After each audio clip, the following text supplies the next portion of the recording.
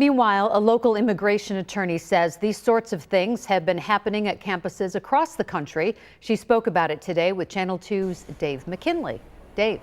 Mary Alice, from what she tells us, says hard as it can be to obtain a student visa, it can just as easily be lost if rules are not followed and how stridently they are enforced. So the process of getting a student visa is not very simple. Immigration attorney Rosanna Berardi says non-citizens from other countries are highly vetted by the State Department before being granted their visas, which allow them to come here and remain here to study. There are conditions, though, aren't there? Yes, there are conditions. Specifically, they have to be full-time students, they can't hold jobs for the most part, and they cannot commit any crimes. Technically, if you get so much as a speeding ticket, can you lose this privilege?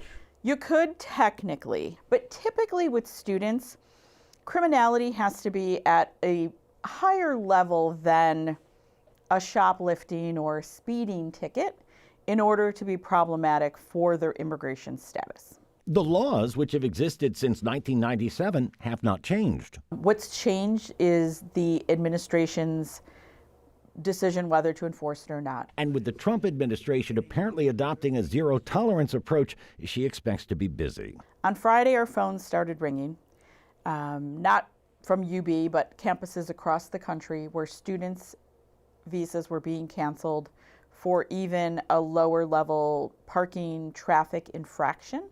What really happens next? They're not putting them on planes and taking them to prisons in El Salvador, right?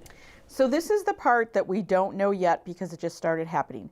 Two things could happen. They'll either be given a date by which they will voluntarily leave the country, or they could be charged with violating the terms of their visa, which would land them before an immigration judge to whom they could appeal. But the reinstatement process is clunky and complicated. So for a student to say, well, now I want my visa reinstated, not an easy thing to do.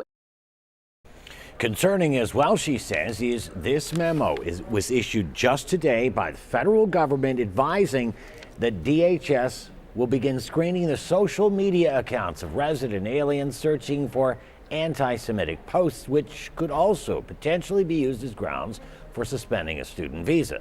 Berardi says this sort of measure could be very broad in its interpretation and raise constitutional concerns regarding freedom of expression as well.